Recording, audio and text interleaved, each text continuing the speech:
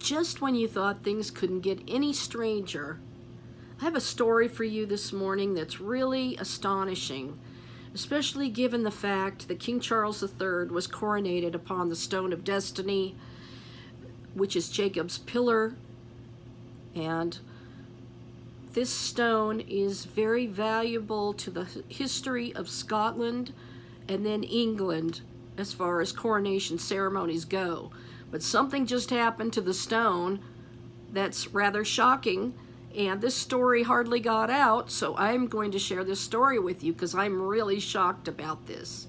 You know, the stone of Scone, called the Stone of Destiny, which is supposed to be Jacob's pillar stone. This is what Jacob laid his head on, supposedly, and all the kings of Scotland were coronated sitting on this stone.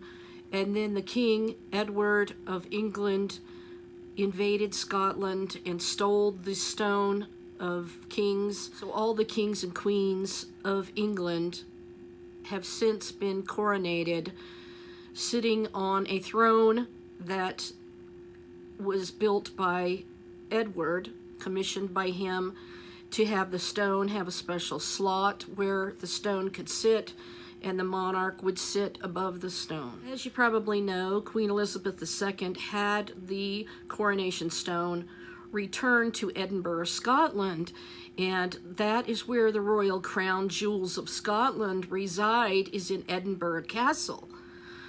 Well, after the Queen died, you know, they had this big ceremony taking the stone back to Edinburgh Castle in Scotland, and that's where it's been with the royal crown jewels of the kings of Scotland. And now King Charles III was coronated with the stone under his throne at the coronation ceremony. But something strange has happened that is a little bit odd to me. Now, they borrowed the stone. They brought it to England for King Charles III's coronation, and it's been housed in Edinburgh Castle with the crown jewels of Scotland all this time. So here's a story that is rather shocking to me. The Stone of Destiny returns to historical home of Perthshire in back of a van. You would have thought that there would have been more pomp and ceremony. Now, this was written March 15th, 2024, and it says, "The Stone of Destiny has returned to its original home of Perthshire ahead of the opening of the new museum. A special farewell ceremony was held at Edinburgh Castle on Thursday to mark the departure of the stone, also known as the Stone of Scone. First Minister Hamza Youssef," doesn't that sound like an Islamic person, "attended the ceremony as part of his role in the safeguarding of the regalia. The sandstone slab is set to be the centerpiece of the new Perth Museum, due to open, which it opened on March 30th. It has played a role in royal coronations on both sides of the border for hundreds of years. However, locals expressed their disappointment at the lack of publicity surrounding the arrival of the stone in Perth. The slab was transported and delivered to the museum in the back of a white van. On the Perthshire local Facebook page, one local called the arrival embarrassing. They said, "What an embarrassing entry, a total lost opportunity to garner support and highlight the new museum. This should have, as a minimum, been webcast the journey and followed a specific route and done at a weekend in a vehicle where you could visibly, securely, safely see the stone." Well, see, this is what they did when Queen Elizabeth had the stone returned from England to Scotland to Edinburgh Castle. The stone was in a special vehicle, you could see it, and there was a parade, and there was a lot of historical, celebration with it returning there. But not in this case.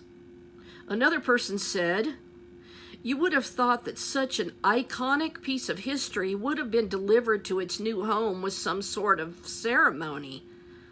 Ian Fenwick, director of Perthshire local entrepreneur, told the Courier that he has been assured the lack of advertising has been a deliberate tactic. Personally, I think the arrival kind of mirrors everything else surrounding it, he said. No signs, no billboards, no flags, no bollards, and not one single mention of the Stone of Destiny on the Perth Museum Facebook page yet in 2024. You would have thought, having spent £26.73 million, there would have been more pomp and ceremony. However, I have been assured that this is a deliberate tactic, and those with the experience at Culture Perth and Kinross and Perth and Kinross Council know what they are doing. Leaving everything to the last second, apparently, gathers the biggest crowds for free to attend events. I'm looking forward to finding out what all of these events are. All top secret right now, with 2 weeks to go. A spokesperson for Perth and Kinross Council said arrangements remain on track for display of the Stone of Destiny in the new Perth Museum, which opens to the public on March 30th.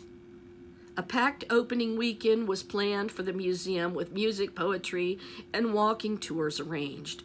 Entrance to the 10-minute immersive Stone of Destiny experience will require a free ticket. Perth Museum announced on Friday that free tickets to view the stone on the opening weekend will be released online 10 a.m. on March 22nd via the Perthshire box office. The first time slot available to book will be 12:30 p.m. March 30th. And from March 25th, they will be available to book up to a week in advance of a visit. A limited number of tickets are also available to book in person at the museum on the day of the visit. Now, is this rather shocking that the stone that the monarchs are coronated sitting upon, or, the stone is underneath them, has been removed from Edinburgh Castle and consequently separated from the Scottish crown jewels? Now, this was apparently near its original home before it was confiscated by the English. So BBC wrote, Stone of Destiny takes center stage at new £27 million Perth Museum. Perth Museum opened its doors this weekend with the Stone of Destiny as its centerpiece, following a £27 million redevelopment of the former City Hall. The ancient symbol of Scotland's monarchy was seized by King Edward I of England in the late 13th century and remained in England for 700 years. It was returned to Scotland in 1996. That's when Queen Elizabeth had a special parade to return it to the castle in Edinburgh.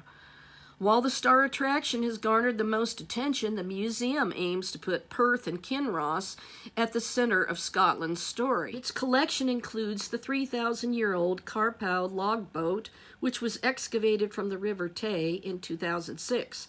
The museum breathes new life into a building that was almost demolished. City Hall, which had hosted gigs by the Kinks, Cream, and The Who back in the 60s, became redundant as an arts venue after Perth Concert Hall was completed in 2005. The council originally voted to demolish the listed building to make way for a new city square, but later changed its mind. Proposals for the building included converting it into a luxury hotel or food hall, but a proposal was put forward in 2016 to redevelop the building into a museum as a new home for the Stone of Destiny, also known as the Stone of Scone. The Stone of Destiny formed part of the Coronation chair on which kings and queens were crowned, most recently during the coronation of King Charles last year. It was returned for permanent display in Scotland in 1996 and placed in Edinburgh Castle. That's because the Scottish crown jewels are there. Almost 3 decades later, under tight security, it has moved to its new home in Perth. Its backdrop is an animated presentation on its checkered history and return to Perthshire after 700 years.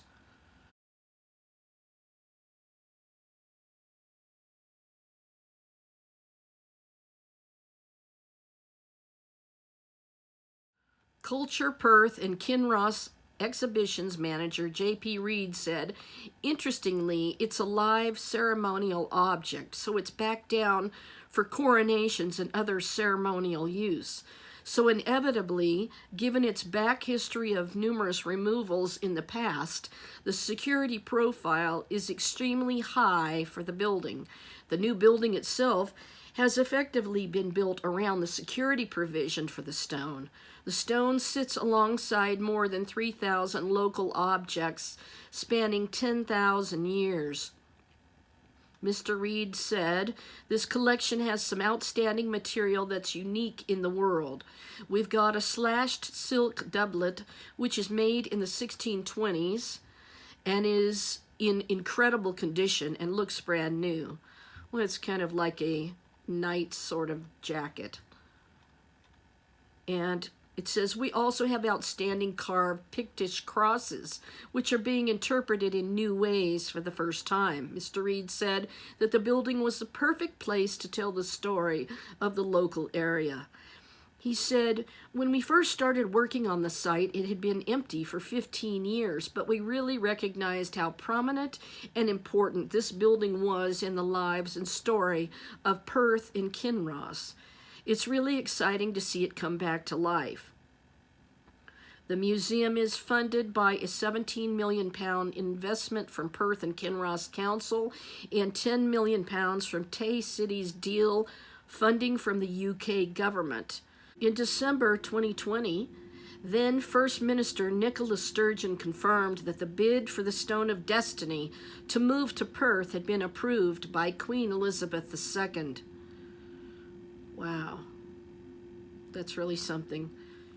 Construction work began in early 2021 and was completed in August last year.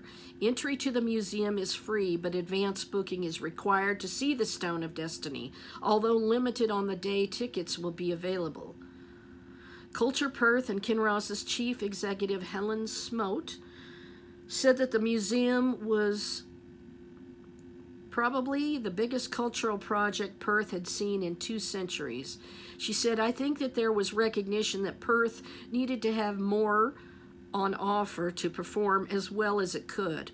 A lot of tourists bypassed Perth and went straight for the beautiful scenery, and people who did come here didn't necessarily spend very long.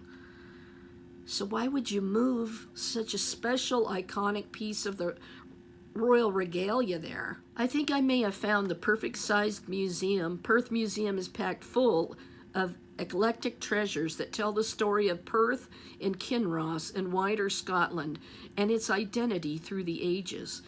It's large enough to do that story justice and small enough that you can view the entire collection without getting museum fatigue. The immersive experience that they've created around the Stone of Destiny is a real highlight and helps reflect an object of great historical significance even today. It is back in Perth after more than 700 years.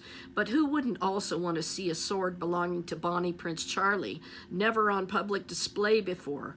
A cast of the heaviest British rod-caught salmon by a Miss Ballantine in 1922, or a Bronze Age logboat preserved in the peaty soil of the area for centuries. There's much more. And next to a section on the Georgians with some beautiful jewelry and clothing is a cabinet containing the remains of a child's tiny battered leather shoe. It's believed to belong to a family forced from their home by the landowner, the Duke of Atholl, in the late 18th or early 19th century as part of the Highland clearances. This new museum centerpiece is the Stone of Destiny, and no doubt will be the draw for many. The pre-bookable tickets to see the opening weekend sold out in just 13 minutes. But the shoe remains with me even more, a haunting reminder of how big economic change can come at a cost. Ms. Smoot said that although it took a while to settle on the building, it had been a light bulb moment when the decision was finally made. And she said, we're telling 10,000 years worth of history in this museum, and actually the stone's place in that narrative feels very natural. You move from that early medieval period through the stone experience and then into later, and you understand the structure of the region and power systems in those days, but also how that continues to influence the city of Perth to this day. So here's what the museum looks like. I just cannot believe that they would separate it from the Scottish Royal Crown Jewels.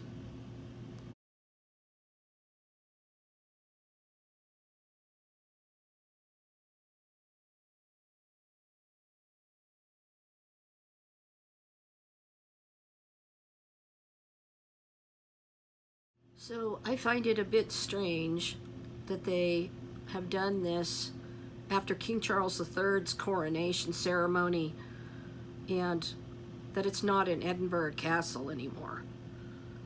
You know, it was under tight security because it had been stolen by some college students at one point, you know, a couple of decades ago. And then they found the stone and returned it. So, I don't know. I can't imagine there'd be more security for the stone in this little museum. But it seems to me like it more diminishes the history than adds to it. So I find it very interesting that this happened. So I wanted to update you about this stone that was supposed to be Jacob's pillar stone. And whenever the king was coronated in the Bible, a lot of times you'll see the words, you know, that the king stood next to the pillar at the coronation ceremony. I just wonder what the true situation is with this. I find it to be, like they said, almost embarrassing.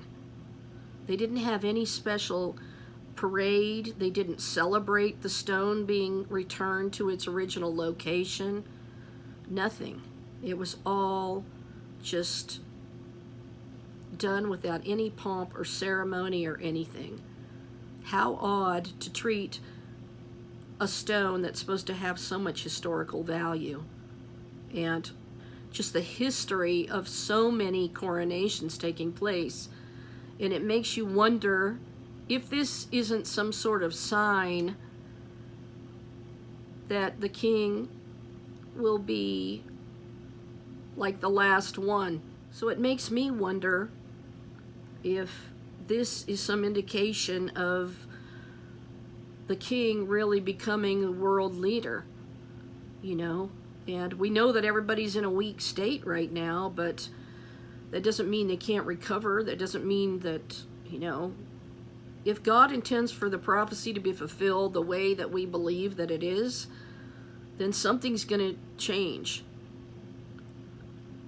So why treat this relic that is supposed to be Jacob's pillar on which he rested his head, so it's called Jacob's pillow stone, why separate it from the Scottish crown jewels? That's my question. Can you believe this story? I just think it's real strange. You know, it's not a very big museum either, so it's just, you can just pretty much quickly walk through it and then that's it. To me, it takes away meaning from the stone. I'd much rather go see it at Edinburgh Castle. So anyway, that's the story of the Stone of Destiny being returned to Perth. And there in Scotland, you can go see it at this museum.